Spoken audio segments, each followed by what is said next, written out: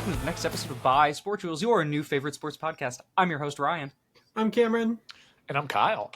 Welcome back to episode number 27 of Bisportuals. We're nearing the big 3-0, boys.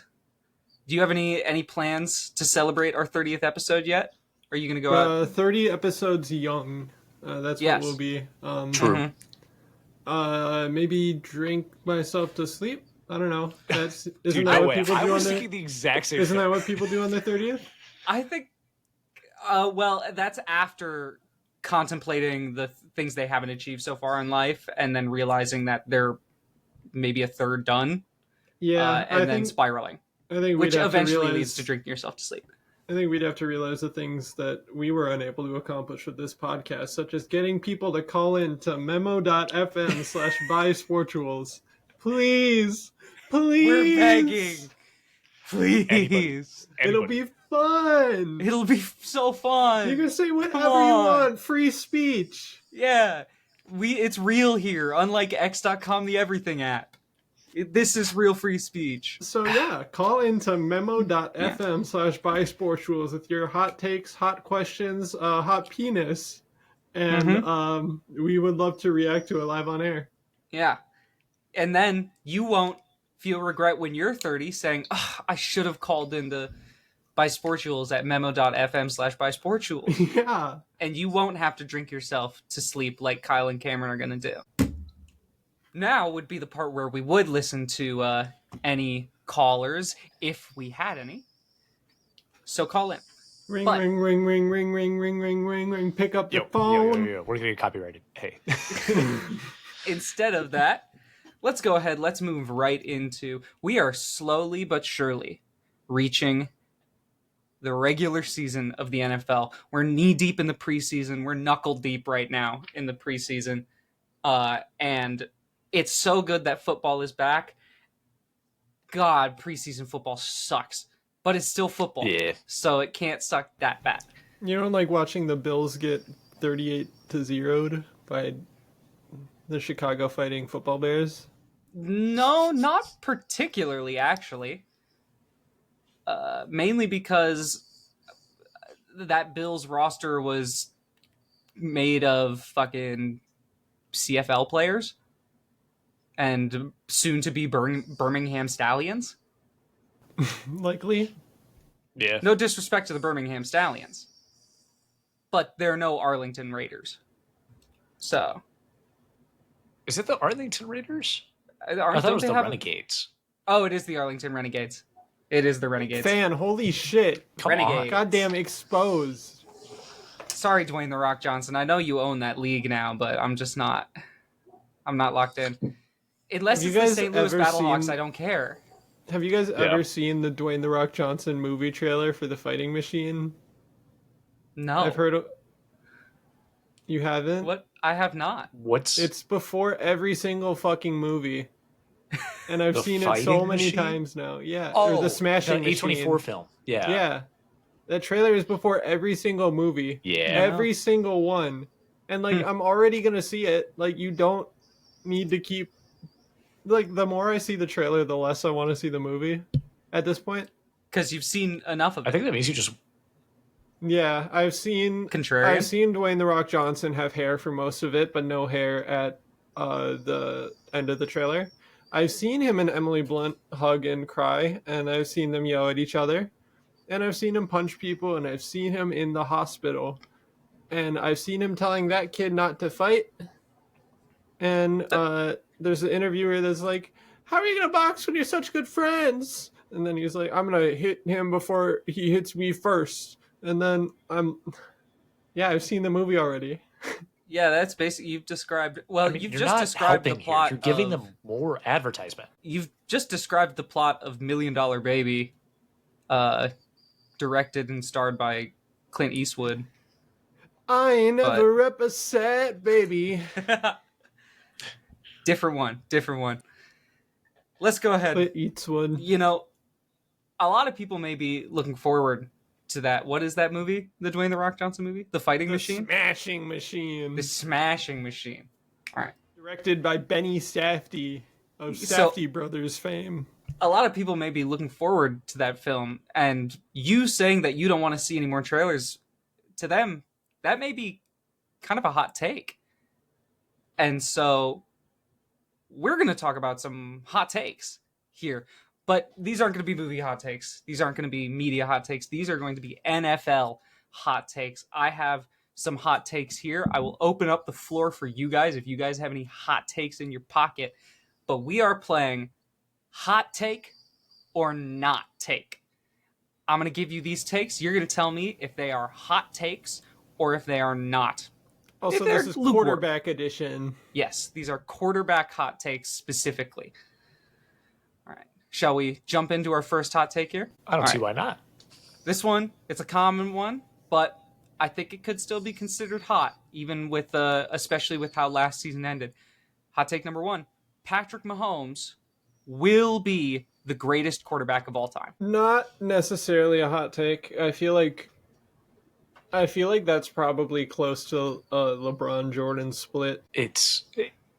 I feel like we're in the thick of it right now, where if he doesn't maybe take one more Super Bowl, then it's going to turn into a little bit more of a hot take.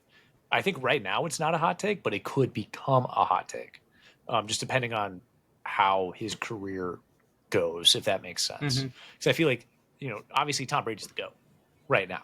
Right in this very moment, it's TB12. Yeah. He has a lot to do. Hanging out with Sydney Sweens, with the Sween dog. Was. That's adding to the GOAT status. It's also a little predatory because he's like exactly 40-something?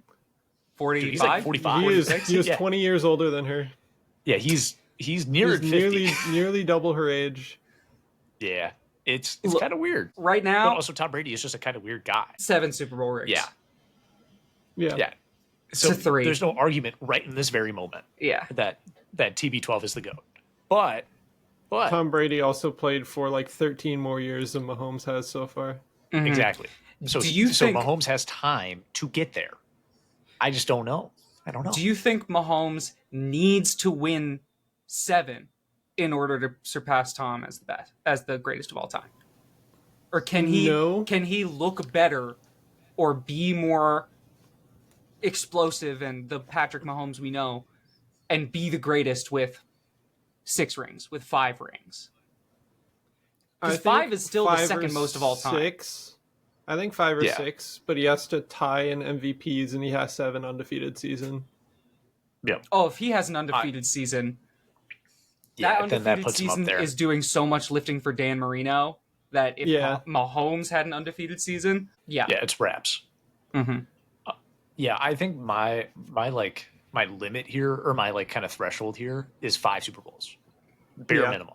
He's got to have needs 5. to get at least 5 to be in that Which conversation. is not out of the realm of possibility at all. He's gone to. He's still got plenty of time, and he's got a fantastic franchise. He's gone to 3 of the last 6, 4. Right? He's gone to 5, 1-3. Yeah. He lost to the Bucks and he lost to the Eagles. That's always going to be 5 of the last 6 or 5 of the last 7. 5 of the last 7 because Bengals Rams is in there as well. Yep. And then what was the other one he wasn't in? I think it was just that. Was it just that one? No, because there was it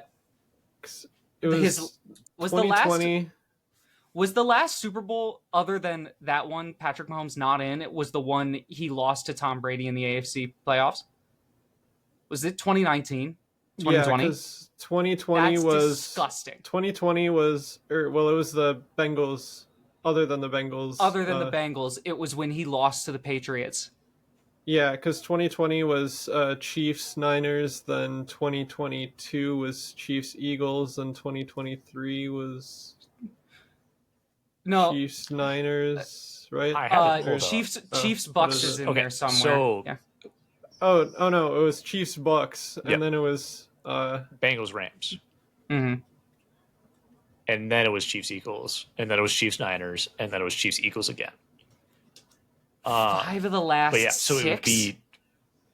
Yeah. Yes. Jesus fucking Christ. This is just hitting... This is just clocking with you? I thought he had missed one more. No, in the last 6. The year before, he was a rookie. Yeah. So Well, I don't no, know the if they year- made the year playoffs 'cause, before- I think Alex Smith was starting. No, no, he was missed his drafted first. in 2018, He missed his right? Or first. He missed his 2017. first full year Yes. Yes. of playing because he played one game as a rookie when Alex Smith was starting. They made the playoffs that year. He played Week 18. He looked electric because his first year as a starter is when he lost to Tom Brady in the playoffs. Yeah. Mm-hmm. That is correct. Jesus Christ. Yeah. Wow. All right, let's keep it going. Rolling on hot take number 2. To a player that some people once at one time called Patrick Mahomes 2.0, Caleb Williams will be the greatest quarterback in Chicago Bears history. Not a hot take, very low bar. It is a low bar. It's him or But it Sid might- Luckman. Yeah. Isn't Jay Cutler like statistically the best of all time? He's Yeah, the closest but you they've ever don't- been to 4,000 yards. No, they've never had a 4,000-yard passer. Yeah, that's what I'm saying. He was the Yeah. closest. Sid Luckman is They considered could have the had Sam greatest, I'm Howell pretty and they sure. would have gotten there. Yeah.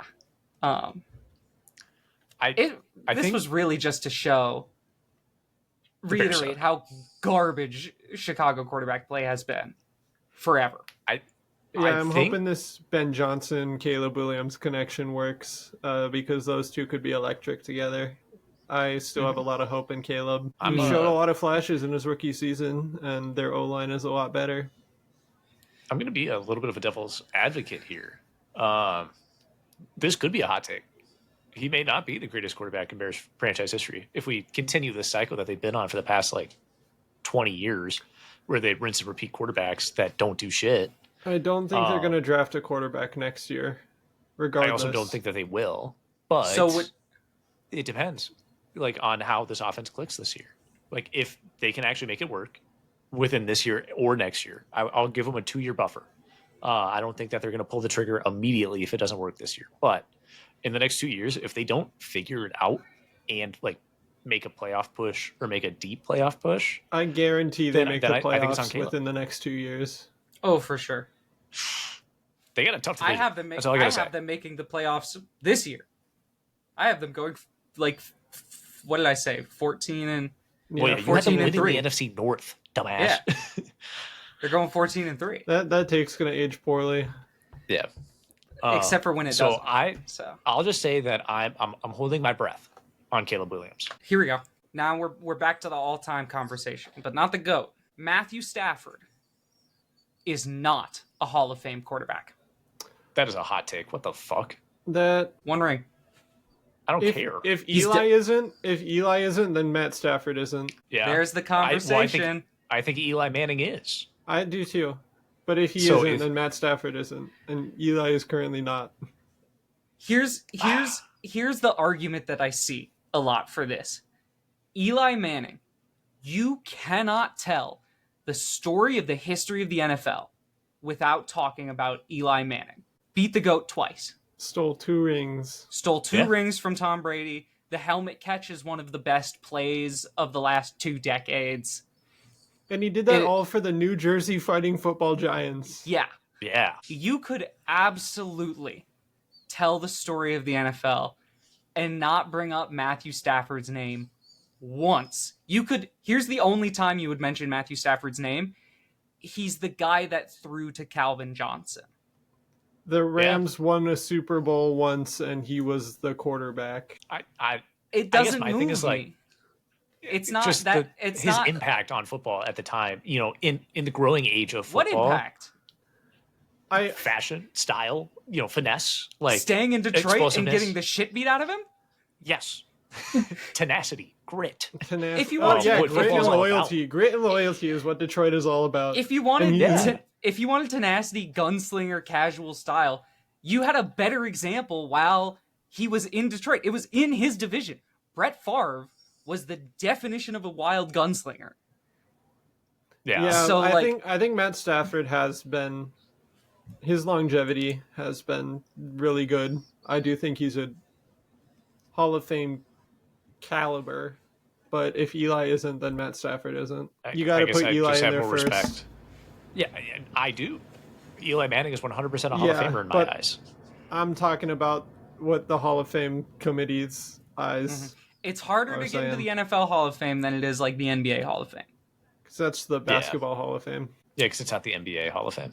Oh, true, because of the jackass. ABA. Yeah, so And college counts. And the W. Olympics count. Let's see. He has had a total... His argument would be he's had a total of 1, 2, 3, 4, 5, 6, 7, 8, 9 4,000-yard seasons, and he has had a 5,000-yard passing season. That would be the argument for him. And Where is he on won the a Super touchdown list? Bowl. Because I feel like he's got to be like top 20, top passing 30? TDs, career passing TDs. He is 10. He's number 10 with Top 10 370. Yeah, top 10 in passing touchdowns. That does change the. Here's the question. It does change a little bit for me. So every I still player, think Eli is better all time. there's a player ahead of him that, from my understanding, is not going to make the Hall of Fame. Jameis Winston? No. 6th in most passing touchdowns ever is Phillip Rivers. That's not a Hall of Fame quarterback. Yeah. Right next to him at number 9 is Matt Ryan. He's probably going to get it because he had that MVP. But you can make the argument for Matt Ryan that you cannot tell the story of the NFL without talking about Matt Ryan because of the 28-3. Yeah. So there's an argument there for Matt Ryan. Number 12, only like 30 touchdowns behind him is Russell Wilson, who's probably an MVP because Super Bowl, 1 ring, went to 2, Malcolm Butler interception. But you're in that range. You're in that range where it's like, it kind of depends on the career. Phillip Rivers threw a lot of passing touchdowns, but never did shit. So yeah, I would put Stafford above Rivers. I would not put him above Eli. I would probably not put him above Matt Ryan. I don't think I'd put him above Matt Ryan just because of that MVP and that one season. Yeah. Stafford Even though doesn't he have has an MVP, which does hurt that campaign a little bit. All right, let's go on. Hot take number 4 here. You've got another all-timer QB here. Aaron Rodgers is not a top 10 quarterback of all time. That is a hot take. Yeah, that's a hot take. I hate the guy. I hate the man that he is and the player that he was in Green Bay and in New York and in Pittsburgh already. Yeah, he's got that shitty-ass uniform. And he thinks he's like swag. You just can't deny the talent that he is. Yeah. All right, let's play the game. 4 or 5 MVPs? He has 4 MVPs, He has Ryan. 4 MVPs. And a ring?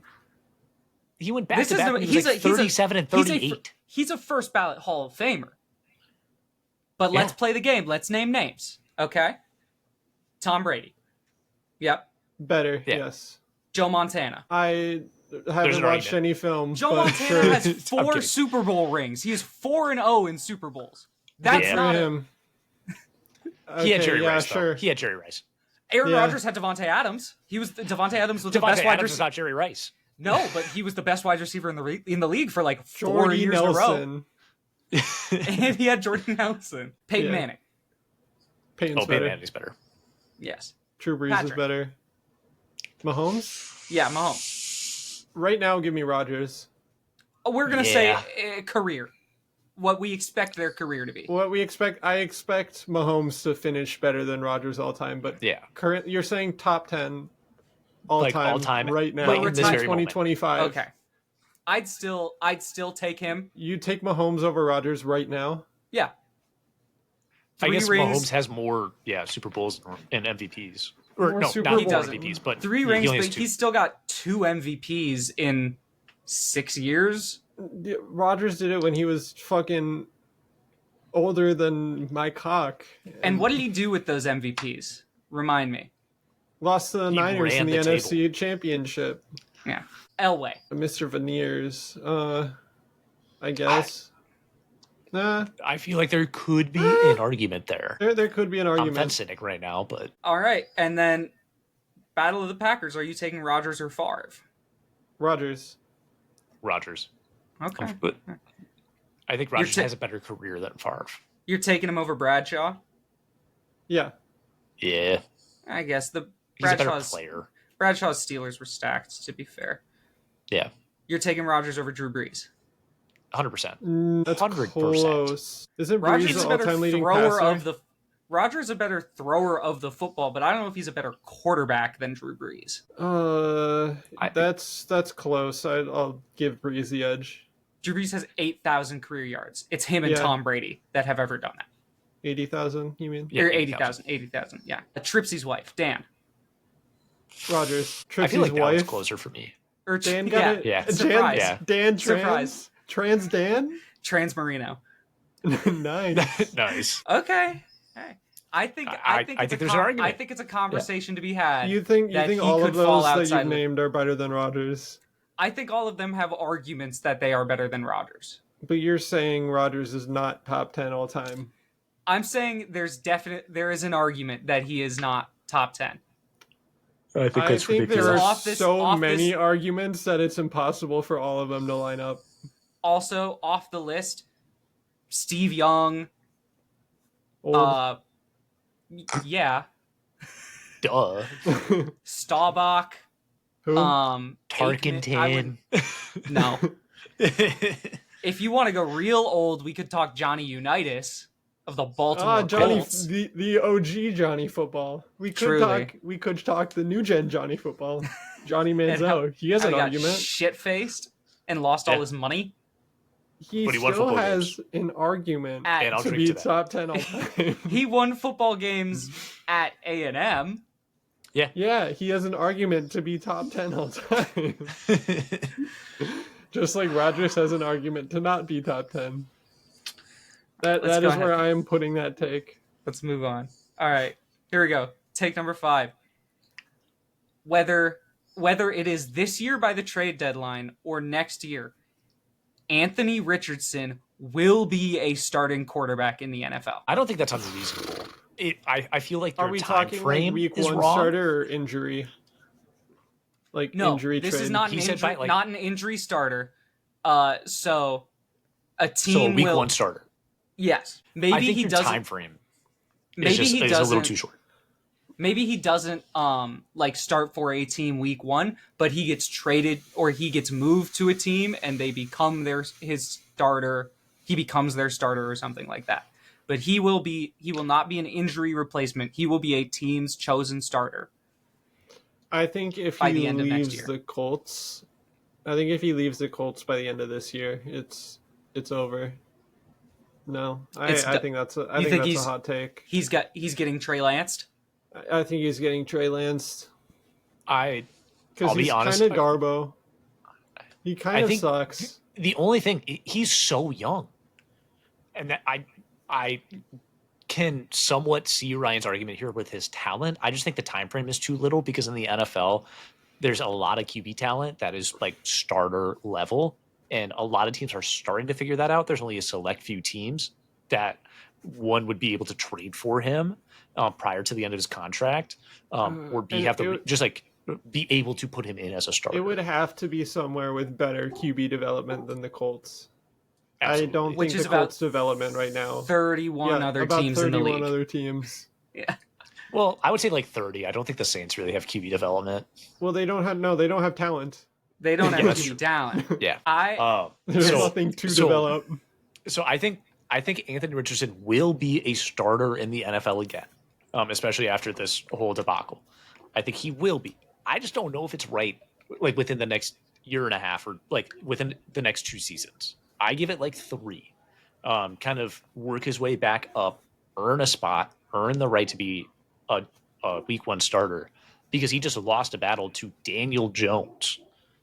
It's like, you Hey, gotta prove yourself. Daniel Jones studying under gotta prove QB yourself. guru. Daniel Jones of Yes. practice squad fame, of Yes, Vikings he's- practice squad He fame. studied under QB guru Kevin O'Connell. So Yeah, I'm just saying that he lost the battle to Daniel Jones. So he has like the reputation there is obviously tarnished. So he would need to go to a team, earn his way to be a starter. I don't know Speaking what of team Daniel that would be. Jones, go ahead. No, I was gonna say I was just gonna say I don't know what team that would be. Yeah. But I think that within I would say 3-4 years is a little more reasonable for him to work his way back up and earn the right to be a starter again, rather than just like getting traded to a team and saying, okay, you're our starter now. I was going to say, speaking of Daniel Jones, welcome to the NFL. Daniel Jones to the Minnesota Vikings. Hopefully third string quarterback Max Brosmer tripped on nothing in the week 2 preseason game. The turf monster got him. He tripped on nothing. The turf monster got him, dude. All right. My final hot take that I have here. The best quarterback from the 2025 NFL draft class will be Shedeur Sanders. Ooh, I think it's too early to make that argument. We've seen 2 preseason games. No, we've seen 1 from each of them, which is Shedeur and Cam Ward. Hey, we got a little bit of Will Howard. I don't think that's a hot take. We got Dylan Gabriel, too. I don't think that's a hot take. There's really not a lot of competition, and if Shedeur can like even somehow luck into like 3 weeks of playing time through injuries or something. Well, it is Joe Flacco. He's gonna need to take a Joe nap Flacco a couple is of weeks. Joe Flacco is like 70. He is the oldest quarterback in the NFL right now. He's 41. Dude, I thought Rodgers was older. It's one of them. They're 1 and 2. It's Rodgers. It's Rodgers. Then he's Joe Flacco makes the is Steelers 40. the oldest team in the NFL. I'm not kidding. I'm dead ass. The only Aaron reason Rodgers that the Steelers are the oldest 41. team is because of Rodgers. Joe Flacco is 40. Oh, okay. He is slightly over a year younger than Aaron Rodgers. Damn. Yeah. Still old as shit. Yeah. 40 is old, especially for someone who was out of the league for a minute already. Like 3 sitting on years. his couch. Yeah. Yeah. He did take the Browns to the playoffs 2 years ago. Mm-hmm. Then he did nothing legendary. with Indianapolis. Nope, he sucked And then cock Kansas. for them. Yeah. He took Anthony Richardson's starting spot and shit the bed. Mm-hmm. Um, Now he's back to the scene of the crime, the Cleveland Browns, baby. Scene of the crime is very accurate to describe the Cleveland Browns, to be fair. True. Quinshon Judkins is now... He's a fucking loser. The charges got dismissed, but he's still a loser. No, wasn't that a different guy? I thought No. Quinshon Judkins still hasn't signed. He still hasn't signed, but he has. He got charged. Yeah, who's the receiver they just signed? Didn't they just sign a receiver who who was supposed to be like a second round talent but went undrafted because of a legal case that just got dismissed? I don't remember that. I guess don't I recall that. might have missed that. Isaiah news cycle. Bond. Oh, I thought he was going to the Chiefs. Or did the Browns get him? The Browns got him, I thought. I don't Fuck. recall. Let me check. That is No, unfortunate. but And then they got obviously Mr. Predator himself. Yeah. yes, Deshaun How long touches until women. they sign Justin Tucker? He's basically already on the roster. Yeah. They're gonna send a second rounder to Baltimore for him, even though Baltimore cut him.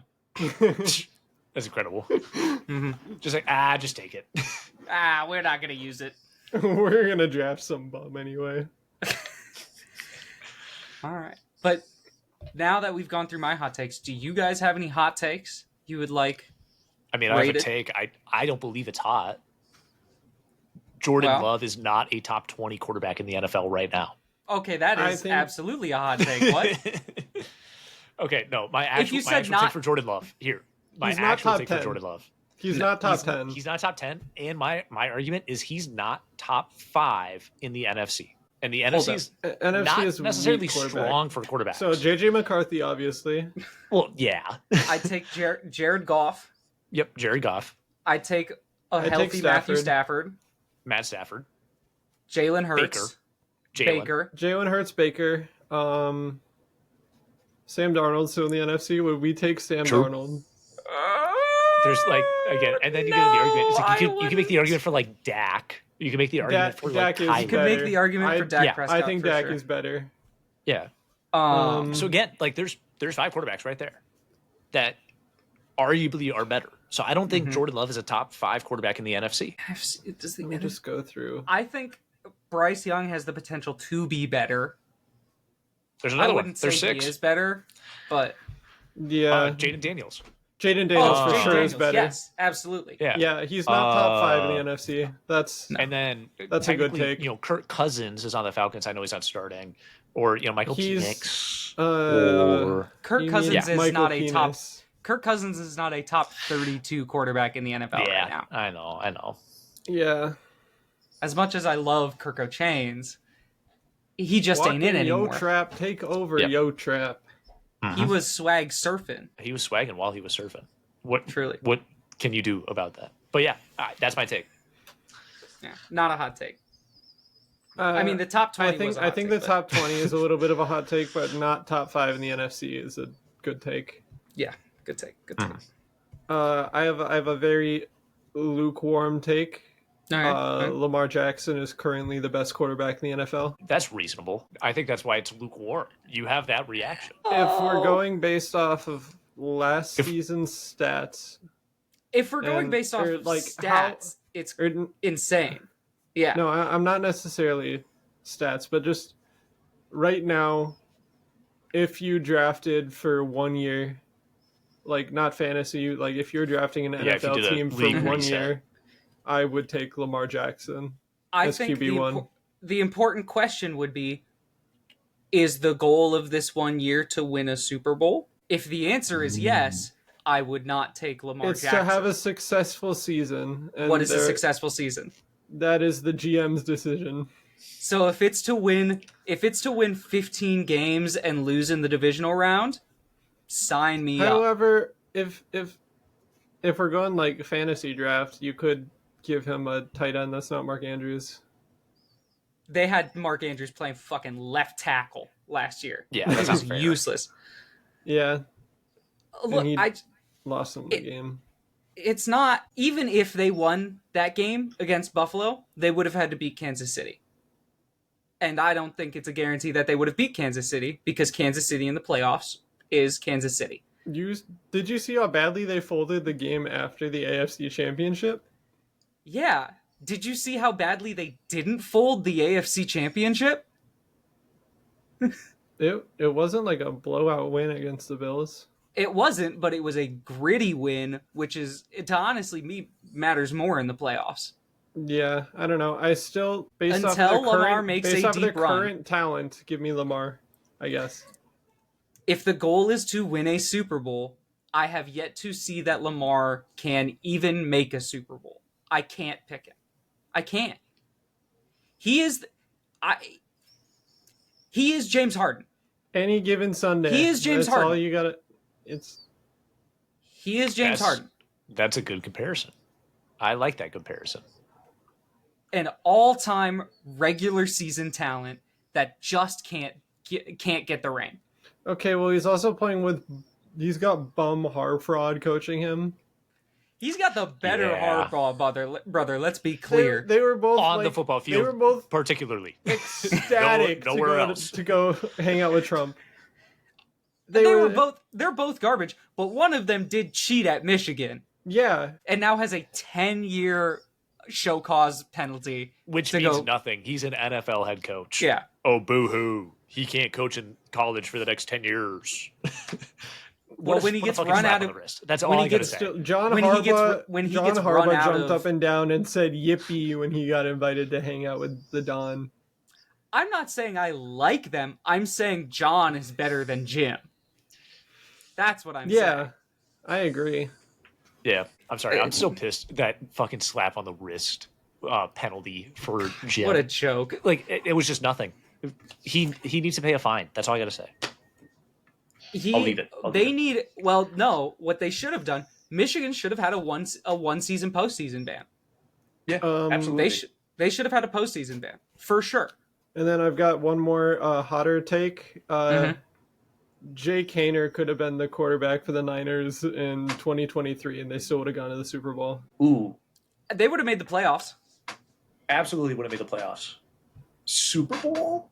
I don't know. Oh, that's Super They Bowl. just needed a guy there. Well, remember, they had basically the same team in 2022, and they did have another random guy, and they got trounced. 2023 was the only year where they really had CMC. Oh, I guess. Fair point. Yeah. I forgot about CMC that much. And he fucking backpacked that shit. Yeah. I think It's not if they had unreasonable. Jake Haener could have taken them. Jake Haener would have won them. They would have won a playoff game with Jake Haener for sure. I don't know about made the Super Bowl, but they would have absolutely won a playoff game. Well, I mean, if the Packers imploded again, like they did that year, then yeah, I could see them making the Super Bowl. Mm-hmm. Packers in the NFC Championship game Yeah. always fucking lose. So, I don't know. That's a pretty good take. That's a hot take right there. I like it. I like it. Good job, Cameron. Thank you! Oh my god! Yay! I did good! Mom, did you see that? You've got good takes. Let's see how good your prediction skills are. Let's go ahead. Let's head to our divisional predictions for the AFC South.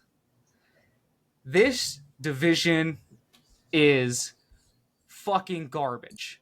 Hot, sticky, poo-poo garbage. I said last episode that the NFC South might be the worst of it. No, I was wrong. Holy shit. The AFC South is awful. Fucking awful. Yeah. Should we... I don't have their records, like, terrible for the most part, but I do think, like, they're...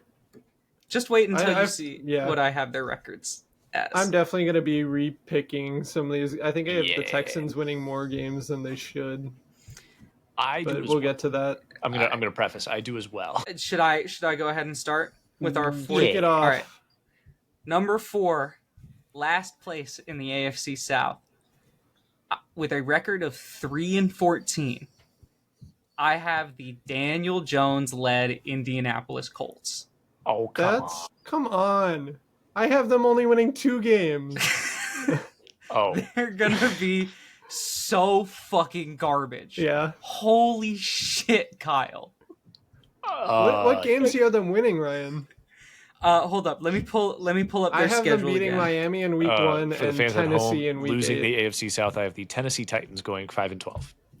5-12 is the worst record in this division. You have the Yes. Colts? What? You have the Colts Yes. winning 5+ games? What? Yes. I have in third place. I have the Hello? Colts going 8-9. No! No!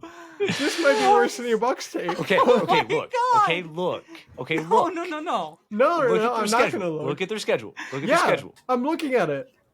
They beat Miami.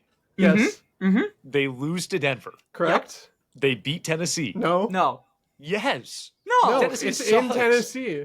Tennessee has sucks dick at football. No, I don't think they do. They have Cam Ward and a bunch of nobodies. Their defense was still top What is the 5 Colts last team? year. What is the Colts?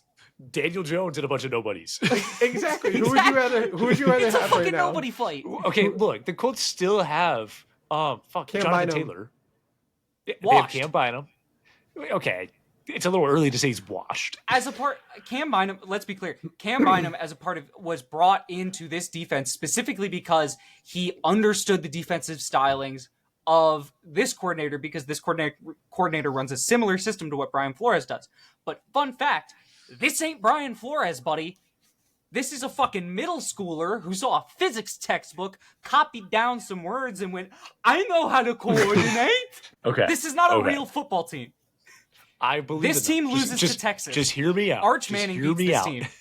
Just hear me out. Okay, So- go through. okay, Let's so- keep going through. Okay, so they have 2 games. It's they're 2-1 right now in week 3. They are 1 and lose to 2. the Rams in LA. Correct. They beat the Raiders. No. No. Yes, No. 100% they beat the Raiders. No, Ashton Genty is going for Look, 300 look. yards that game. Ashton No, Genty's he's better not. run. Yeah, the Raiders have a better running back. The Raiders have a better quarterback. The Raiders have a better defense. The Raiders have a better tight end. They're going to figure it out. Better It's coach. at home. It's Better at home. coach. They're going to figure it out. They're going to beat the Raiders. No. They're also going to beat the Cardinals. No. No. Yes. No. They're going to beat the Cardinals. The No. Cardinals suck. I don't believe in the Cardinals. No. And then since they're on fire with a 2-game win streak, Don't say it. Don't say it. they're going to beat the Chargers. No, they're You're not. you've lost your credibility. You've lost your. And It's then done. since they're staying hot, they're I going to come do home have and them beat the beating Titans. Tennessee They at have home. They have a Yes. 4-game win streak going We into can week agree 8. on their Or week going 8 through win. week 8. Then they lose they lose to Pittsburgh. Correct. Absolutely, they lose to Pittsburgh. I also think they're going to lose to Atlanta. Correct. They have a 4-game win streak, and then they go 2 games. They have the bye, and then they lose 6 more. So they have a 6-game lose streak. They have a 6-game lose streak. They lose to Kansas City. Okay, They good. lose to Houston. Yes. They lose in Jacksonville. Yes. They lose in Seattle. Yes. They beat San Francisco, and they beat Jacksonville, and then they lose to Houston. No. I mean, yes. Yeah. What? Okay, What? here's how this is actually going to go. They are going to beat the Dolphins week 1. Yes, we can all agree on that. Mhm. Yes. They will then lose the next 6 games. Yep. No. I agree. They beat the Colts. They beat the Titans at home. I agree. No. They sweep the Titans.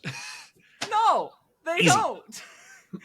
They then, I believe the team, I think they take, only because the AFC South is fucky like this, they take 1 game off the Jaguars. I think that's a possibility, but I still don't think so. I could definitely see this team going 2-15 instead of 3-14 for sure. I can't see them going 8-9. Well, you're not going to like the rest of my picks then. Holy shit! Okay. Kyle, tell us about.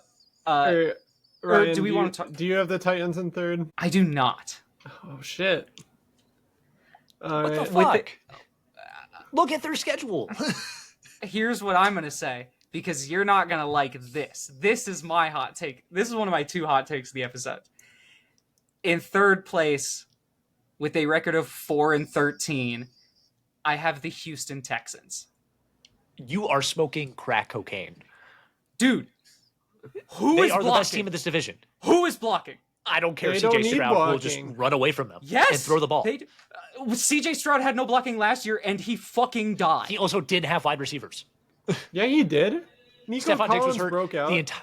Yeah, Nico Diggs Collins got was his hurt only halfway wide receiver. through the season. Yes, Tank Diggs Dell got hurt at the end of the Stephon Diggs season. is not real. Stephon Diggs He's is not not real. real. Tank Dell didn't play like the entire year, didn't he? Not. He played like 2 games. That's not Like true. he didn't play He the entire year, started. and then he played 2, and then he got hurt. That's not true. Am I crazy? They did have some loss at wide receiver. But Yeah. the issue here is that they're not going to be able to throw deep routes because he's going to have to get the ball out in 0.75 seconds because they traded Laramie Tunsil, who was their only good offensive lineman, and they got a bag of peanuts in return. This team has no protection up front. They have no running game to try to use the play action to get behind it. Their defense is okay. They have Daniil Hunter and Derek Stingley and Will Anderson? and Does Will Anderson not exist to you? Will Anderson, I forgot about Will Anderson. But other than those 3, this team will be garbage. And it's not going to be CJ Stroud's fault. I think their defense is going to be solid. Top 15, maybe top 10. I have faith in other. This defense is a good personnel. They're going to be on the field too much. This team cannot run the ball. They cannot play the deep passing game because they don't have time. They're not going to be able to put together long drives. And so the defense is going to be on the field too often. Daniil Hunter is not, at this point in his career, is not a player you can count on for 17 games. He's going to have a back issue. No, but you can still count on him for 10 plus sacks a season. For sure. But I don't think 10 plus sacks a season when he's going to be on the field as much as he's going to be on is going to be enough to win this team games. This team is a okay roster that suffers from a couple position groups being absolute fucking garbage, which is their offensive line, their running backs, and their depth past the first 2 wide receivers. I think their defense is going to be easily the best defense in this division. I can get behind that. Yeah, you guys are not going to like my take on the Texans.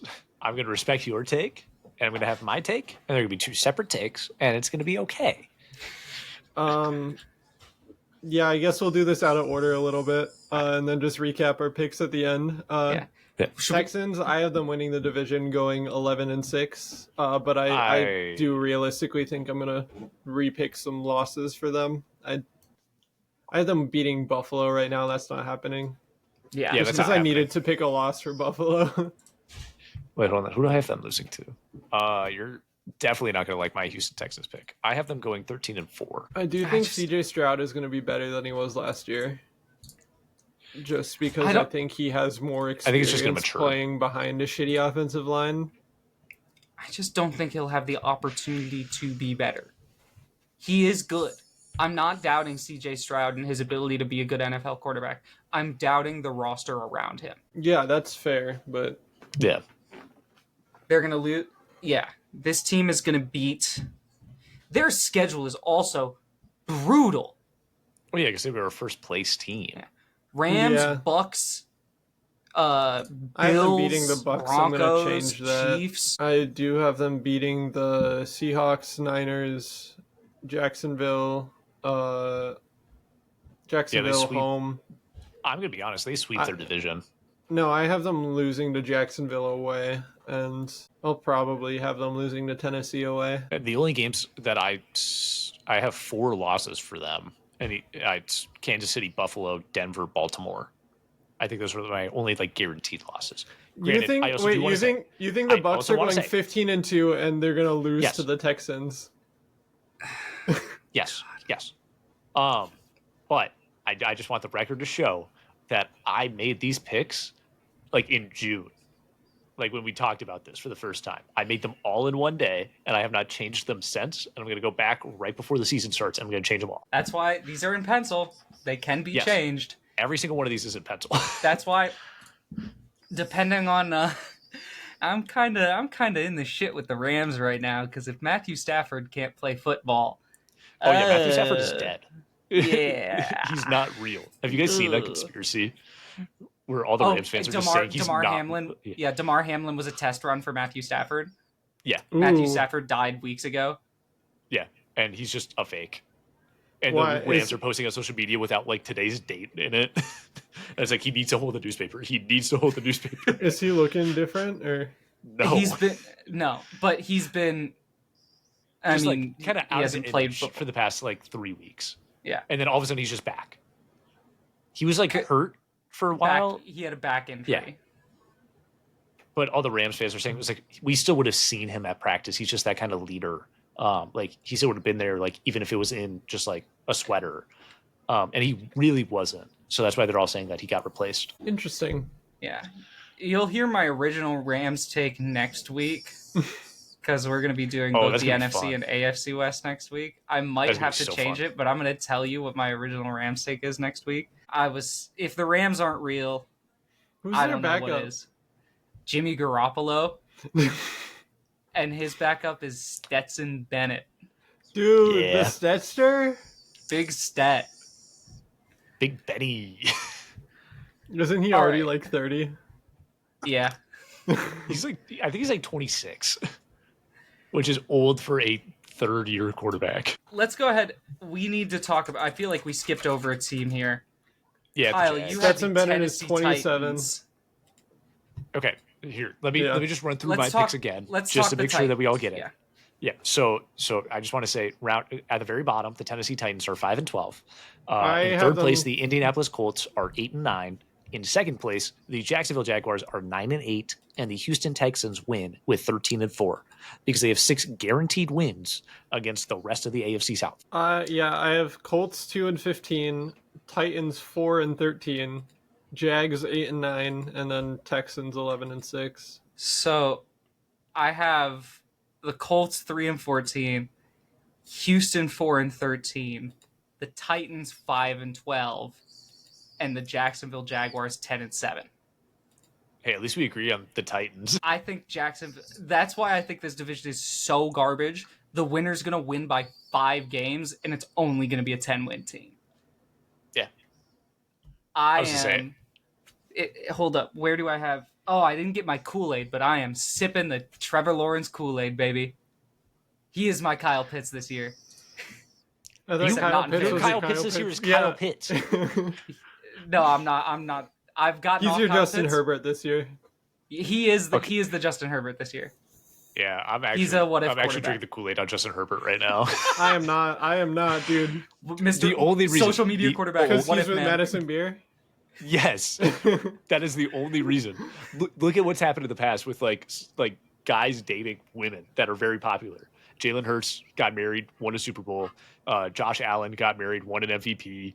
Travis Kelce is dating Taylor Swift, won a Super Bowl that What year. about when And then got Aaron old. Rodgers was dating Shailene Yeah. Woodley? Won an MVP, Yeah. dude, And then didn't when do they anything with it.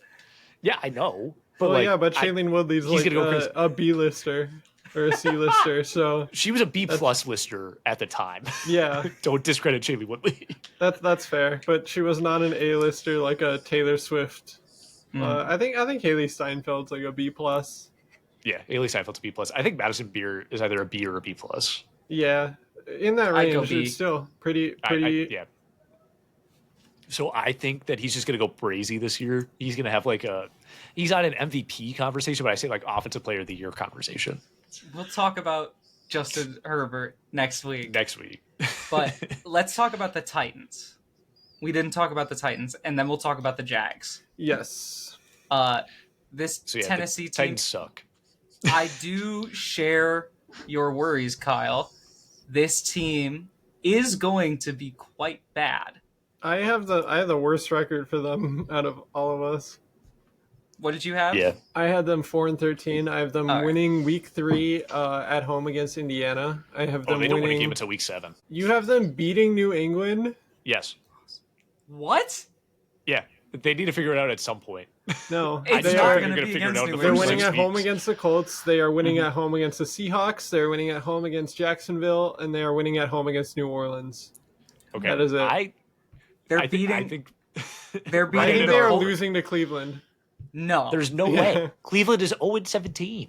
No, that's the they're Saints. they're beating the Colts at Both home. of them are. They're beating the Colts at home.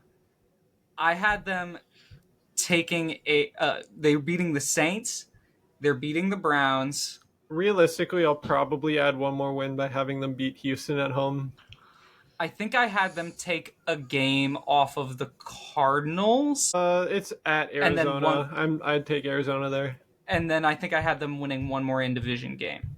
I think I had them taking one off of the Jags. I can't remember. Yeah, So, yeah, I don't know. I have them. Their I have them losing roster their is first not 6. impressive at all. Yeah. It's Cam Ward. What? Is Traylon Is Tony Burks still Pollard on there? this team? Yes, I believe. Wait, no, I thought Traylon Burks got cut. Was he the guy that they picked like 2 years ago from the AJ Brown trade? Traylon Burks is not on Yeah. the team anymore. Yeah, they cut him like 2 weeks ago. They're- So Cam Ward is throwing to nobodies. Calvin Ridley Oh yeah, Calvin but- Ridley is still pretty good. and Chigokonkwo. Oh yeah. So is he actually gonna have a good fantasy year or no? No. No. And then Tyler Lockett, Xavier Restrepo. Oh, Tyler Lockett's on that team? Yeah, I did not But- realize that. Tyler Lockett's a million years old. So Yeah, True. but he's still He's still wide receiver he's too. not yeah, like there are some players like currently I would say Aaron Rodgers is playing like obviously old. I don't think that Tyler Lockett is playing obviously old. yeah. The problem for this team is that they have no offensive line. None. I sense a trend. Yeah, these teams are good in the defensive trenches, and then garbage. They do not have the meats. Do the up Colts front. have the best O line? No, they got Arguably. worse. They got worse. We Well, they took did 2 get of their worse. best Oh yeah, linemen. we took them. Yeah, we took Will Yeah, Fries so and it's probably Ryan Jacksonville. Kelly. And that's They still still have not Quentin. impressive. They still have Quentin Nelson. Quentin Nelson, but it is Is it probably them or the Jacksonville. Jags? Let's see: Dan Moore, Peter Skoronsky, Lloyd Cushenberry, Kevin Zeitler, and J.C. Latham. J.C. Latham is still in the fucking NFL. He is the only player I've heard of before in that list. J.C. Latham. When was he? Oh, he was their first round pick last year. Why is he still in the league? It's a real question because from what I remember, he didn't look too good. But Well, nobody Yeah. on that team did. I don't think Brian Callahan's a good coach. yeah, It's reasonable. And it was such a coaching downgrade going from Mike Vrabel to... And they had no reason to fire him. No, they had no reason to fire Mike Vrabel. He The just only took reason them. They were the 1 seed in the AFC the year before that. Mm-hmm. With Ryan Tannehill. Yeah. If you could get the 1 seed with Ryan Tannehill, imagine if you had good quarterback play. Which you could have potentially this year. Yeah, you could. Warren Moon unretired his jersey for him. Yeah. For Cam Ward, just to disappoint Tennessee fans. I do think Cam Ward is going to be solid this year. Yeah, I think I agree. for a rookie. I think he's going to be good for a rookie. It's just who is he throwing to and who's blocking for him. All right, And Jacksonville. Tajay Spears is out too with an injury. So it is Tony Pollard as RB1. Oh yeah, that's gonna go great. Absolutely. RB2, their RB2 currently, great name, could be on this year's name team. Julius Chestnut. Oh, hell Julius Chestnut? Mm-hmm. Dude, That's his what pseudonym. number That is he? not his real name. No, that is real. That's his real name. That is not. I need a birth certificate. His last name is not Julius born- Chestnut. 10/26/2000. He went to Sacred Heart College. This is 4th year in the NFL.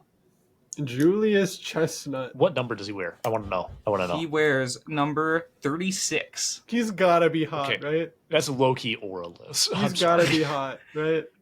He's 36 actually a as pretty running back? solid-looking guy. I knew it. Okay. His name is Julius Chestnut. He's gotta be hot. I need a picture of this guy. He is currently, for fantasy, he's not he is bad. currently draft rank 1,434.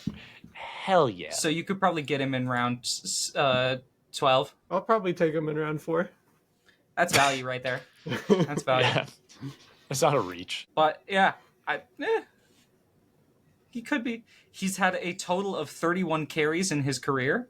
He's been in the league for 4 years. Bro. To be It's fair, It's not even 10 carries a year. he is averaging 10.4 receiving yards per reception Damn. on 5 receptions in his career. That's still pretty good. Yeah, 10.5 yards per reception. Hey, yeah. I think that's all we have to say on this Tennessee team. Yeah. Let's talk about Jacksonville. I've got them going 8 and 9. If we want to do a quick schedule run through. Yeah, let's take a look at their. I Let's have take a them look at their schedule. losing to Carolina. Nope. I have them beating Carolina. I have them losing to Cincinnati. I have them beating Cincinnati. I have them losing to Cincinnati. I have Wow. them beating Houston. Yep. Losing to Houston. I have them beating San Francisco. Mm-hmm. Yep. I have them losing to Kansas City. Yeah. Mm-hmm. I have them beating Seattle. Mm-hmm. Yep. I have them losing to the Rams. Could be Yep. changed. I think I had them originally losing. They might be winning that if Matthew Stafford is a fake. I have them losing in Vegas. No, I have them beating Vegas. I have them losing in Houston. Yes. I have them winning against the Chargers. Yes. Nope. I have them beating the Cardinals. Nope. I think I had them winning that game. I have them losing at Tennessee. I have them beating the Colts at Yep. home. I have them losing to the Jets at home. It's I have the them beating the New Jets. Jersey Fighting Football Jets. Come on. That's when Justin Fields is going to show that he's MVP caliber. I have them losing at Denver. Yeah. Yep. I have them beating Indy at No. Indy. I think I did have them winning in Indy. And then I have them beating Tennessee at home week 18. No. Yeah. I have them on a 3-game losing streak to end the year. Yeah. I don't know. I think I am high on Liam Cohn. In fact, I did recommend his hiring on this very podcast. Mhm. They still haven't paid us. We were It's up fucked first. We were there first. Yes. I think him and Trevor Lawrence are gonna have a good connection. It's been said that Travis Hunter is going to be primarily a receiver, but he is going to be a backup cornerback, I believe. They've got a couple good second-year players in Brian Robinson and Tank Bigsby, I believe is his name. Yeah. Tank Bigsby, the backup running back. Yeah, those are Mhm. pretty good second-year players. I don't know. I think they're gonna be fun. I think they're somehow gonna manage to be a fun team, and a big part of that is Travis Hunter. Mhm. I don't know. I It- see this as a high vibes team next year, Here's which is here's my thing for this team. So I have them going 10-7 in a very similar way as to how Kyle has the Houston Texans going. I think they go 5-1 in division, and then they lose 5 of their out of division games. Or 6 of their out of division games. This offense looks like it's going to be really solid. Good enough to win 10 games. Trevor Lawrence, I think he takes us. I think he starts takes to a year look like 5 leap, year 6 leap. Starts to look like the quarterback they paid him to be. They still have Travis Etienne. They've also got Tank Bigsby. Brian Thomas Jr. Broke out last year. Travis Hunter is going to be electric on both sides I of the said ball. Brian Robinson. Speaking of Brian him, Robinson he is probably getting cut by the Commanders. Yeah, Brian Robinson Jr. Mm-hmm. People Not forget Brian their wide Thomas receiver Jr. 3 on this team is Diami Brown, which is not a nobody for a wide receiver 3. Yeah. If he were your wide receiver 2, I'd be concerned, but I think he could fit as a third option on this team. That seems like a Green Bay Packers wide receiver too. Absolutely. It does. Their tight end room is a little weird. Brenton Strange and Hunter Long don't exactly move the needle for me, but they did make a signing this offseason, which I think will upgrade their tight end room significantly, which is Johnny Munt. Vikings legend. Big Johnny Munt guy. This offensive line does concern me a tinge, mainly because Still the best in their division, arguably. I like Hainsey. I like Walker Little. I think Anton Harrison will be solid. You are starting Ezra Cleveland, so That's rough. Ooh. We know how that experiment goes. We know how starting Ezra Cleveland goes. Not well, great. But you should be able. Horse You cock. you should be able to slide the protection to help him and not leave him on an island in pass protection. And he can get out and run block. He is an athletic guard. He just can't pass block for shit. And then defensively, look, there's a lot of talent on this defensive line. Josh Hines-Allen, underrated player, really. I still feel like he doesn't get enough credit. I think he's getting his flowers, but I think he's getting some flowers. I don't think he's getting enough. I've seen him listed as the best player on the Jags. Yeah, which I think is fair. Yeah. Yeah. But I think like in this defenders, I think he is probably the 5th best defensive player in this entire division. I think that's like, a little low. Well, I think you're forgetting some of the defensive players that are here because actually Texans have top 3, yeah. Yeah. And then Jeffrey Simmons on the Titans is one of the best D tackles in the league. So but Josh Hines, and then they also have, I think, falls in right after those 4. They also on this line, don't forget, they have Foyesade Oluokun, Trayvon Walker, and Travon Walker, who has been sneaky solid, not fantastic, but solid. Wasn't worth the number 1 overall pick, but no, definitely better than, could be a Pro Bowler one day. Mm-hmm. Definitely. And then I like Foyesade Oluokun. He's a solid production guy. They also do have Emmanuel Ogbah on this team, who has spurts, has games. You're not going to look for him to be... He's not your starter, and thank God he's not your starter, because he's not a starting caliber player, but he could be a rotational guy in there on true pass rush downs, put him at like a 3-4-eye kind of alignment kind of thing. And then on the back end, you have Travis Hunter. Backup, Travis Hunter. He's going to be better than the starter. But they're not going to play him as the starter because they can't. It's too many snaps. But yeah, this this backfield does not look great for them. Boy, this division's garbage, guys. Yeah. Let's talk about not this division anymore. Yeah, let's go ahead. Let's talk about some things that aren't garbage, like the NBA. Now, NBA GMs have a lot of difficult decisions to make. They have to make. We're in the off season right now. People are wheeling and dealing. We'll talk about some difficult decisions that GMs are having to make right now later in the episode when it comes to restricted free agents and things like that. But a lot of times, especially on deep, talented teams, it can be difficult to figure out who to give minutes to. Like Chris Finch, we may think he should give more minutes to the young guys, but that's a difficult decision he has to make. We're going to make some difficult decisions here today. This is NBA Start, Bench, Cut. I've got 5 lineups of 3 players here. We need to start one, bench one, cut one. You all know how this works. We're each going to give our own response. Let's see if we're going to be in agreement here, or like the AFC South, we're going to be absolutely in different places on this. Let's start NBA Start, Bench, Cut.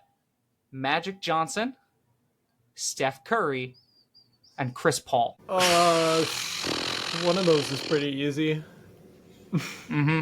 It's cut CP0 rings. Yes, cut ZP0 rings. We are cutting CP out. Yes, no more CP. Like no always. CP here. This is a CP-free CP free podcast. zone. CP free. Child porn 3 bows to the Paul god. We're going to get flagged on Glorious Spotify image, now. No, we right. don't have that here. That's not Yeah, here. I don't want to watch CP anymore. I don't want to see him play any more basketball. Nope. I don't like how you said that. Can we take this back? I don't like how you said that. I just realized. Why anymore? Why It anymore? establishes Because I've watched that Chris they're- Paul play CP. basketball for years. True. Oh, wait. I saw just him had on an awful OKC. place I that- saw him on Phoenix. I saw him in San Antonio. I just had an awful place that joke could keep going. Oh, of We're not course. going. It can go a lot. Man, Pretty easily. CP yeah, used to be let's- good back in LA.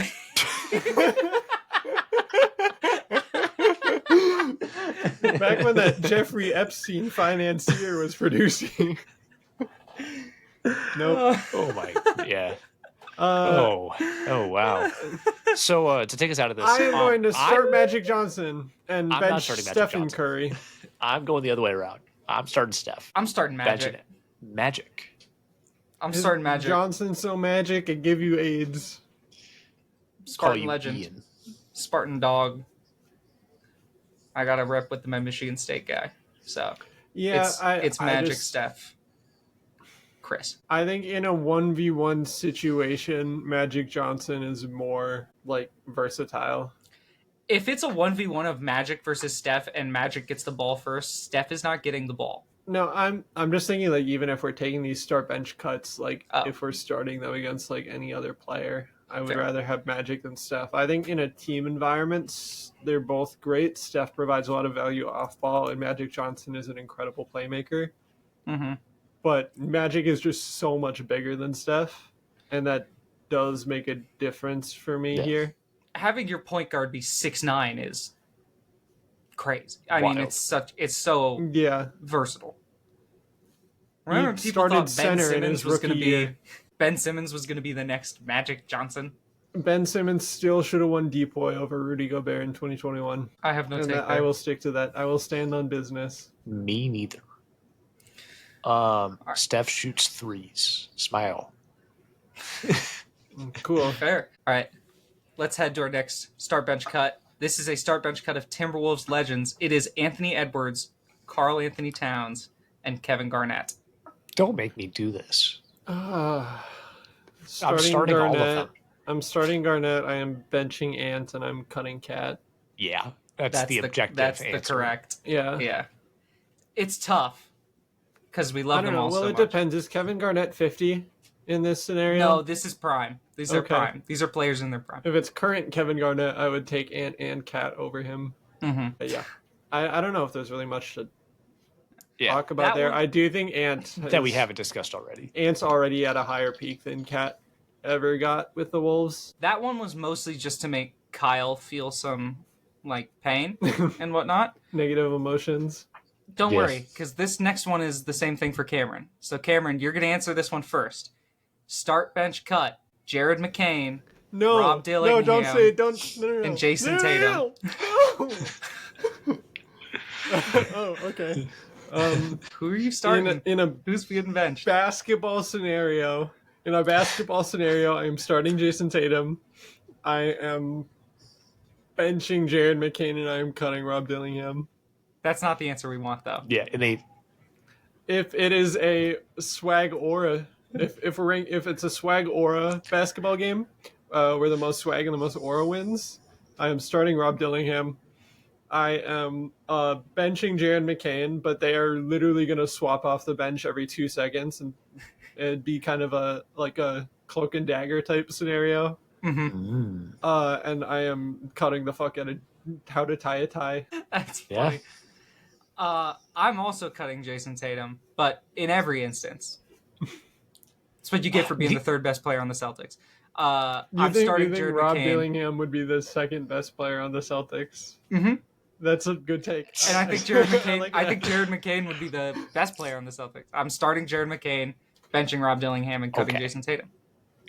okay. I'm gonna take the I'll do it. objective You better watch answer it. here. Don't No. don't kill our listeners. Don't do it. You're gonna harm our listeners. Put down the compressed air. Put down the compressed air. I would never harm our listeners. That's not something I would do. They mean too much to me. Especially as when they they call into us. memo.fm/Bisportuals. If you're listening to this right now, please call in and just say the word bubonic. And That's we'll okay. know I that just- you we'll know that you got listened this far. Or just text me bubonic. Text me boob. Text me boob if you get this far into the episode. Send me a picture of your tits if you've gotten this far into the episode. All right. All right. Yeah, I'm starting Jason Tatum. I am benching Rob Dillingham, and I'm cutting Jared McCain because I Okay. feel like it. I like Rob. I do too. shifty. He's so cool. He's so He's shifty. got the So shifts. cool. This one is this is the what if category. Joel Embiid, Zion Williamson, and LaMelo Ball. Current state? Yeah, Or are we saying, taking like, injury their best concerns into season? account. Taking injury concerns into account, I'm cutting Joel Embiid. Yeah, he may never play basketball again. Starting LaMelo, benching Zion, but that's kind of a tough choice. I would say there's an argument for starting Zion. Yeah, there is for sure. Yeah. It depends on what you want to build around. There's also an argument for starting Embiid if you don't have morals and a heart and a brain and basketball IQ at all. But The argument for There starting isn't a- Joel yeah. Embiid is you don't know ball. yeah, I think that's the counter argument, but you can't really refute it. Yeah. Some, But yeah, I- I would start LaMelo, but there's an argument for Zion for sure. I think as the resident LaMelo fan of the podcast, I think I would go LaMelo, Zion, Joel. Brizzy's pondering. I'm just like, He's contemplating. it's way too close for me between LaMelo and Zion. Well, if I gave you I easy think- ones every time, it wouldn't be very fucking interesting, would it? Yeah, I know. That's why I'm pondering.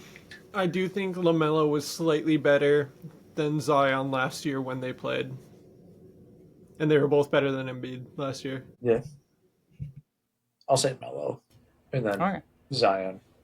And the final start bench cut here, I have Victor Wembanyama, Cooper Flagg, and Paolo Banchero. Wemby flag. Or no, Wemby Paolo flag. Yeah. Okay. I think there's Pretty an argument easily. for Wemby Flagg Paolo. I don't. Not at this very moment. Flag hasn't proven anything in the NBA yet. And Paolo is really good. I think it depends on how much you believe in Cooper Flagg. I I mean, I believe in I him. wouldn't. I'm saying I wouldn't. I would I do I think Paolo. Cooper Flag is going to instantly come in and be a better defensive player, but it is going to take at least 4 or 5 seasons to match Paolo's offensive production. offensive talent. Yeah, Paolo is insane offensively, but I think Wemby is better than both of them at both aspects. Yeah. Well, there's an argument that Wemby is currently top 10. But he was the best defensive player in the league last year. Easily. All right. And he took a lot more threes. They weren't falling at first, but definitely started to fall as he got more time. Unfortunately, he got the blood clot. I think his deep vein was thrombosing. If the Spurs can be like out of the play-in playoff team next year, he's an MVP candidate. Yeah. I think there's a realistic shot of him being an MVP candidate next year, and I can't say the same about the other two. I think for sure. I think Victor Wembanyama's MVP case would have to be Shea doesn't have the best season a guard's ever had again, and the voters are still sick of voting for Nikola Jokic. Because it's going to be hard. If any big can rival Nikola Jokic next season, I think it will be Wemby. It will be Wemby. Yeah. But the only reason Nikola Jokic does not have at least 4 MVPs is voter fatigue. He should have 5. Yeah, he should have 5. Mm-hmm. He should have gotten the one over Embiid, and then what would have been his 5th? This year? Last year? Yeah. Okay. Yeah, I can get behind that. Yeah, I think he's been the best player in the NBA. Not really what we're talking about, but I think Jokic has a top 3 offensive peak all time. Yeah, you've said that before on this podcast. Yeah, I think Wilt and MJ are the only ones who are higher. I think you could put maybe Shaq. You could put Shaq, but also just because lasted like 2 years, 3 years. Yeah. Just because 5 years realistically. Jokic has lasted is 5 years going, and we're still in it. Yeah. Shaq's whole argument would be you had to. Hack a Shaq existed. That was the only way to stop him. But you're right. Jokic, it was like 3 years. Stop him. Mm-hmm. You just have to stop everyone else around him. All right. Well, let's go ahead. We've made the tough decisions now. Let's talk about some of the tough decisions that these NBA teams have to make.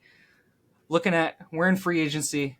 There are a couple of key restricted free agents who have yet to either be offered or sign their qualifying offer from their home team, or I don't know what the market for some of these players looks like, but I know what some of them are asking for. We'll go player by player here. Let's start with Golden State Warrior Jonathan Kuminga. Cameron, do you have the latest and greatest on the Kum Bucket? I know you're a big Kum Bucket fan, so. I believe he's still kind of at an impasse. I think the Warriors kind of lowballed him. He still doesn't want to play for them. Steve Kerr doesn't necessarily want to give him playing time, which I think in the playoffs last year, at least I watched every game of the Wolves series that we played against them. Kuminga was maybe their best player in that series. There's an argument he was better than Jimmy. He cooked us. Definitely. The problem is, and this has been the problem, is he's unplayable with Steph Curry on the floor. And Steph is still your best player. So he is a great player, but he doesn't have a place. I would love to see him leave. I think, yeah. So do you think that the likeliest outcome for him is going to be signing elsewhere? The Warriors don't match and he just goes and takes that offer? My scenario for him is a trade with the Jazz for Lauri Markkanen for Kuminga and some shit. Lauri Markkanen I think Kuminga could Warriors. go in there and be a guy they can. I think Kuminga can be a guy that they lean into in their future. He's still young. He is not even 23 yet. He would go into Utah and probably be their best player next year if he was traded there going in. Yeah. I don't know. I think a spot where he can really shine like that, where I mean, it would suck to not win very many games, but he's absolutely a piece that a young team would want to build around. And the Warriors have interest in Lauri Markkanen. I think this is a win for everyone involved if Yeah, that were to happen. I think I think Kuminga needs to go somewhere where he can be the option, because you're right, he did cook us in that Wolves Warriors series. I think it'll be interesting to see how Utah approaches Ace Bailey, because I don't know, I haven't seen anything from him, but if he still is really enthusiastic about not being a member of the Utah Jazz, and if he's just going to be a pain in the ass, I think he maybe wants he'll to play. be in the NBA, but he doesn't want to play for any NBA team. Like It's interesting. he I could have don't- been a Sixer, which I think is very fair that he didn't want to be a Sixer. Mhm. I think it's fair that he doesn't want to be in Utah. But like well, he wanted to go to Washington. Wasn't his whole thing he wanted to be somewhere where he has a clear path to being the star player for the He team? wanted to go to Washington. Because Washington Garbo. The Washington is a ragtagging of misfits. And They also are, I think it's they close are to his the island of hometown. misfits toys. He couldn't have been a star on Philly because Jared McCain is better and more of a star. Maxey. Tyrese Maxey is better and more of a star, and Joel Embiid is more of a star. Yeah. But I get not wanting to go to Utah because it's Utah. I don't get not wanting to go to Utah because you don't think you can be the guy in Utah. Who's Utah's guy? Lauri Markkanen right now? Yeah, they traded away John Collins, who is probably their second best player next year. Yeah. I think it's gonna be Ace Bailey and like Isaiah Collier. Mm-hmm. And Walker Kessler. Walker Kessler holding it down low, but like realistically, they could trade for Kuminga and play him and Ace together. Mm-hmm. But then I think Ace would not be happy with that. Because he's not going to be happy with anything. That's the thing, though. So is like if they I really don't think you base your decision making off of what Ace Bailey thinks. No, I don't think so. Jazz. I don't think you do either. But eventually, Ace Bailey is not. If you just spend your entire rookie contract being like you're gonna do whatever the fuck we tell you to do, that's gonna be good. But I think Ace Bailey has the potential, just by the behavior we've seen during the draft, to be a distraction and a detraction to the locker room. So if he can't be a professional, it may be worth it to have Ace Bailey for a year, like 2-3 years, get some value out of the pick, and then ship him. I think that could be on the cards for Utah. Yeah, I mean, we're not even talking about. We haven't seen him play a second of NBA basketball, but we don't know. Yeah, I don't know. The more I think about the Lauri Markkanen for Jonathan Kuminga swap, I really like it. Yeah, that's my ideal destination. I do not think he's going to be a Warrior. No. I think neither side wants him to be there. Yeah. The Warriors know they can get value for him, and Kuminga knows he's not going to get minutes in Golden State. Yeah. Boils down to that.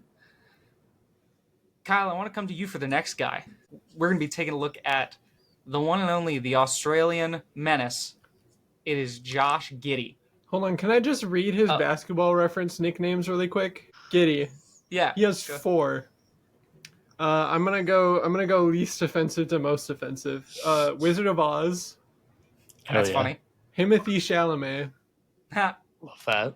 Vanilla Magic. Weird. And the Slob Wizard. Yeah, I knew the Slob Wizard. What is the? Why is he the Slob Wizard? I don't know. I remember someone calling him that. I think it was just a joke. Slob stands for sidelines out of bounds.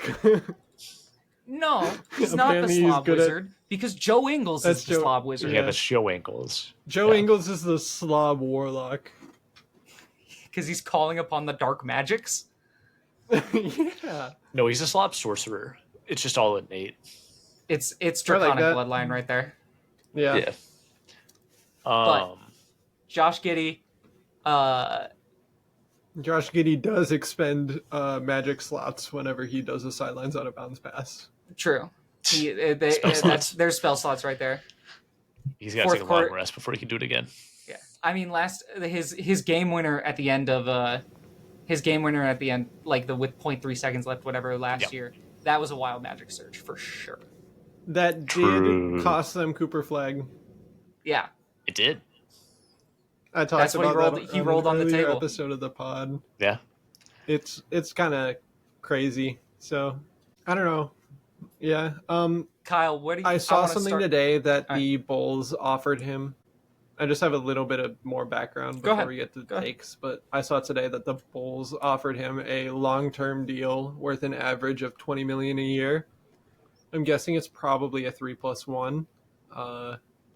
No exact details, but that sounds like what it would probably be. For roughly $80 million. And yeah, that's on the table for him. Kyle, if I you're hate Josh to say Giddey, it. say it. I think that's the best offer that he's going to get. I don't think any or many other teams are going to offer that to him just because I don't know what the rest of the NBA's cap situations look like. I think the only team that I know for sure has like actual cap room is the Brooklyn Nets because they're paying like 40 players and nothing. That's their problem. And we'll get to that situation a little bit. I guess I don't see a lot of other teams necessarily like making an offer like that to Josh Giddey in order to like force the Bulls to match something. But also, what else are the Bulls going to be building around for their future? He's really one of their younger stars, other than like Buzelis and Kobe White.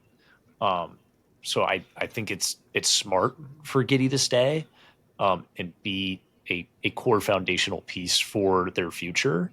And especially if you're going to get $20 million a year for it, why not? Yeah, and the way NBA contract prices are skyrocketing over the past few years, having him on a $20 million deal, that's still a lot of money for him. Like, a lot of money. Yeah. And when you look 2-3 years down the line, that's going to be a really good team-friendly deal. Yeah, I was going to say, that's going to be a bargain. So I think overall it's a good deal. I think it depends on what long-term means, because that could even be a 5-year deal. You know, if it's 5-year 100, you know, that averages 20 mil a year. And maybe it could be either a 4+1 or maybe a 3+2. And maybe there's a team option and a player option, or 2 team options or 2 player options, whatever. I don't think he's going to have a team option. I think he's better than a team option. I also think he's better than a team option. But maybe the Bulls are making that argument. It's like, hey, maybe year 5, we throw in a team option. I think maybe they're giving him a player option because they're not giving him like 25 or 30 like he probably wants. Could, yeah. So again, I think it depends on the details, but I think that this is probably the best that he's going to get. Yeah, I don't really see him being offered too much more. If it comes down to it, I do think there's a possibility of him playing on a 1-year deal somewhere, maybe for a decent amount of money. Perhaps a shitbag like Washington, or maybe, I don't know, the Blazers might want him for a year while Dame's still out. But realistically, I do see him staying with Chicago. And if this rumored deal is on the table for him, I would be inclined to take it, especially since we're this far into the offseason and he still hasn't. If there was a significant offer from another team, we would have heard about it. The Bulls would have made a counter offer, or he would be on that team, because if there was a significant offer, then the Bulls wouldn't have matched it. Yeah. Do you think that staying on the Bulls is, out of all the feasible options, like, I don't think that's a worse option for him, if that's what you're asking. Yeah, do you think it's going to be one of the better basketball options for him? I mean, he's definitely developed chemistry with the team, which I think is important. You saw how he kind of had a rough start to the season, but then once we got past the trade deadline, it wasn't like March basketball. Like, I know you can't trust March basketball, but even like February and a little bit of January basketball, Josh Giddey was starting to hoop. His field goal percentages just he just locked in. He was able to hit shots. And who else do the Bulls have at point guard now? I know they still got Kobe White, but he's kind of more of a two guard at this point. They've got Trey Jones, but I think he has a starting spot for them. They got Yuki Kawamura. Him and Kobe White are both guards that can be either a 1 or a 2. I think playing them together would be a lot of fun, especially since now they've kind of got Modest Buzelis starting to develop as a decent starting option. I think their starting point guard. I do like him staying in Chicago. I don't think Chicago is going to be a contender with him as their starting point guard, but he won't be their starting point guard.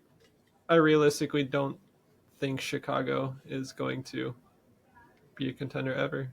So he's not going to be their starting point guard because Yuki Kawamura is going to be their starting point guard. Oh yeah, Short King Yuki Kawamura. I love him. Do you guys see him leaving Chicago realistically? No, I just think.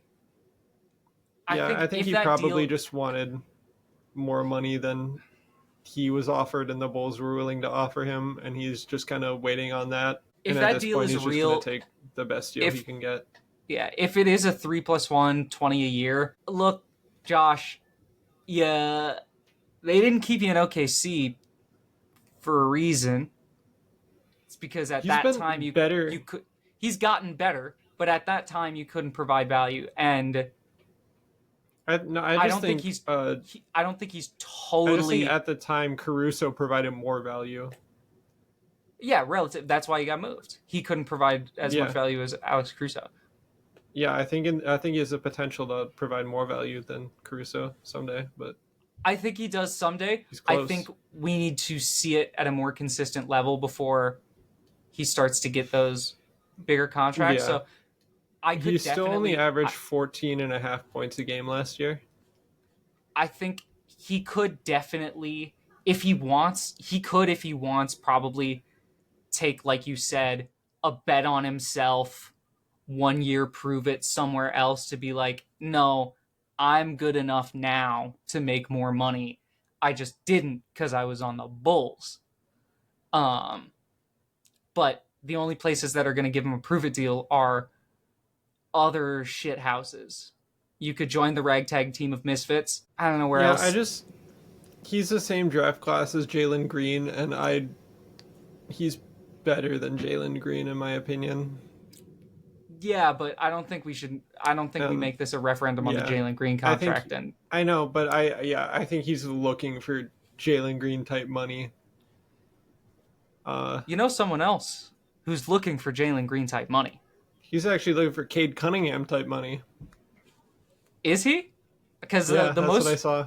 The most recent reports I saw. We're gonna go ahead. Let's talk about Cam Thomas over in Brooklyn. I saw that he wants Cade Cunningham money. He recently, as of I think it was last week, he came out and said he rates himself, or I don't know if he came out and said it, but he rates himself above Tyler Hero, who, to be clear, was an all-star. And to be clear, does not believe that anything happened before 1980. And Jalen Green is demanding $40 million a year.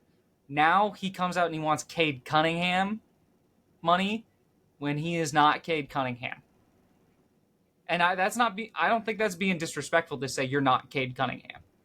Cade Cunningham is great. Cade Cunningham. Yeah. I think when it comes to scoring, Cam Thomas has a slight edge on Cade Cunningham. When it comes to any other aspect of basketball, Cade Cunningham knocks him out of the park. Mm-hmm. Cade Cunningham is like a serviceable defender. He's not great. Cam Thomas is like a fly like a fly. Yeah, I wouldn't say traffic cone because he can still move. He's still a pretty fast guy, but you're basically a fly. You're not stopping anything. Mm-hmm. He is MPJ on defense. Yeah. And they have MPJ on their team who is arguably just a better overall player. So I would take Cam Thomas. Yeah. What does MPJ do? Score. Sometimes. He's not consistent. Yeah. Cam Thomas is at least consistent with scoring. Yeah. I just went through and saw Sorry, I'll get right back to you, Kyle. I just went through and saw a video that was all of the clips of Jokic yelling at Michael Porter Jr. because he was doing everything wrong on defense. Man, that guy's not very good. He's also and not he's a not very shooting. He's not a great person. I like. Did you see he went on a podcast and said he plays Yes. he plays Andrew Tate around girls to see how they react. Like he rage baits girls in real life. Like, why the fuck would you do that? And that's fucking weird. His addiction, his cousin or his brother, I can't remember. His brother's addiction is gambling. Luckily, he never had that vice. Yeah. Me, I always his had a problem addiction with women. was women. Women. Shut the fuck up. Fuck you, Michael. Michael, the possession ends here, Porter Jr. Michael never swing the rock, Porter Jr. Never met a pass he liked in his life. Do you think Jonte took the under on his assists? I think he did, and he hit every time. Fuck that guy. I think the only argument in Cam Thomas's favor to get, Cade Cunningham money or Jalen Green money is the Brooklyn Nets aren't paying anybody. I think their highest contract is MPJ right now, and then and I think he's 29 mil, 30 mil, something stupid like that. Yeah, I do still think they have a lot of dead money though. Yeah, well, they just have a lot of people on their roster that are making like $4 million. Well, because I think they have like 8 rookies. Yeah, all first round, 5 first round rookies, which again, ridiculous that they did that. Yeah, it's still just unfathomable. But I think that's his only argument is the Nets are still under the cap floor as of I think last week. I don't know if they've signed anybody else, but I saw something that was like they're still underneath the cap floor. And they could re-sign him, and he would be their best player. Yeah, absolutely. So why aren't they paying him? Because it's kind of his argument. Yeah, I get why they wouldn't want to pay him. That's a lot. He's asking for a lot of money, and they don't necessarily want to be stuck with him if their rebuild does start to go well. And he's got all their money, and he's not doing much else other than scoring. Mm-hmm. I get both sides of it. I get both sides of it. I realistically don't see anywhere else offering him money. Otherwise, he would have signed. I think he's gonna have to do what Josh Giddey does and take a deal he doesn't necessarily want to stay with his team and have to ball out. Proof that he's worth that money. If he does go somewhere else, Boston could maybe use him. They don't really have a prove it a scorer. Yeah, or their point guard. They traded Drew Holiday. Derek White is more of a 2. I think he could work in Boston on a 1 year if that is something he's willing to do to show that he can play with other good players. But yeah, I think odds are he's gonna end up re-signing with the Nets for a decent contract, but not Cade Cunningham or Jalen Green money at all. Yeah, I think it probably doesn't end up how Cam Thomas wants it, but that's usually because as a restricted free agent, the team and the market determine your contracts, and I don't know if there's any team right now willing to pay him the money he's asking for, especially this late into the off season. So yeah, he might go somewhere and improve it, kind of thing. But you know what never has to prove itself? That's right. It's this week's amazing segment. It's Cameron's Album of the Week. Cameron, what have you got for us this week? I have the 3rd studio album by Joey Valence and Bray. It is called Hyper Youth. This just dropped 4 days ago at time of recording. 4 days ago at time of recording. It is just so much fun. I've been a fan of these guys since last year when they dropped their album No Hands. I got a lot of BC Boys comparisons. A lot of people were saying it was just a ton of fun, and I checked it out and I was like, yeah, this is a ton of fun. So I checked out the rest of their discography. They just have so much energy and so much passion, and you can tell they love what they do.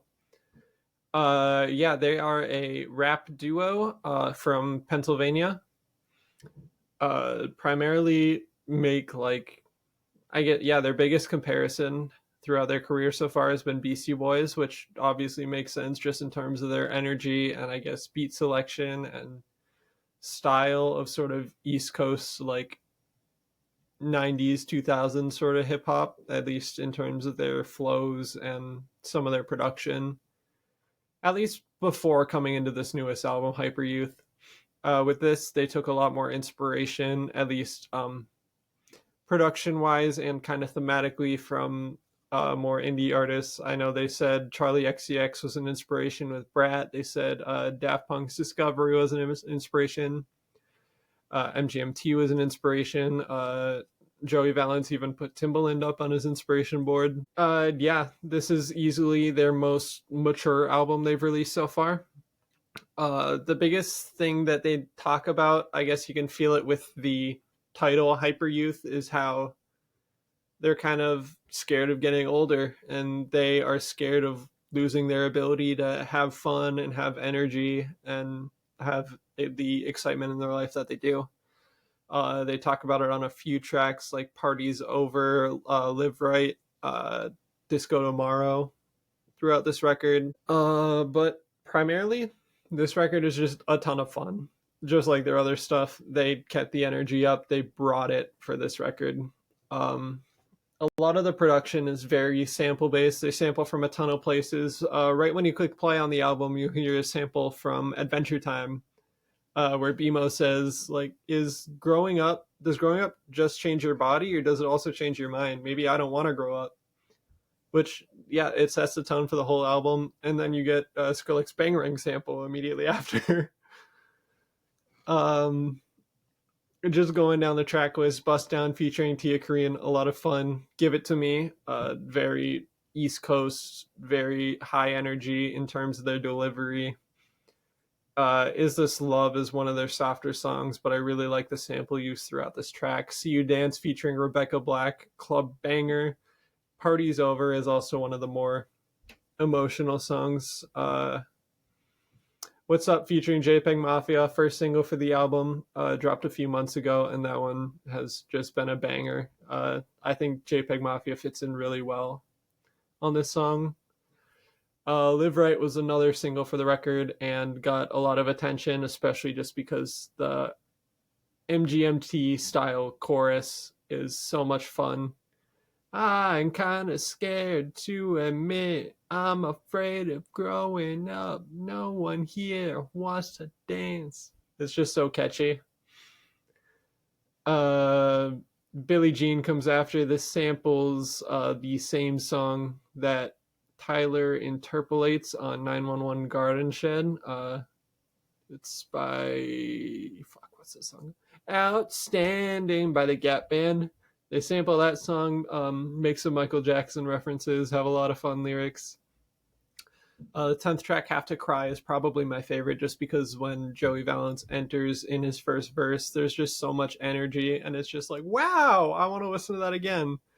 There's also like 4 different beat switches before he even comes in with the vocals, which I think is really cool. The party song production is absolutely electric. There's a dance segment that sounds like it could be off of Jane Remover's Revenge Seekers.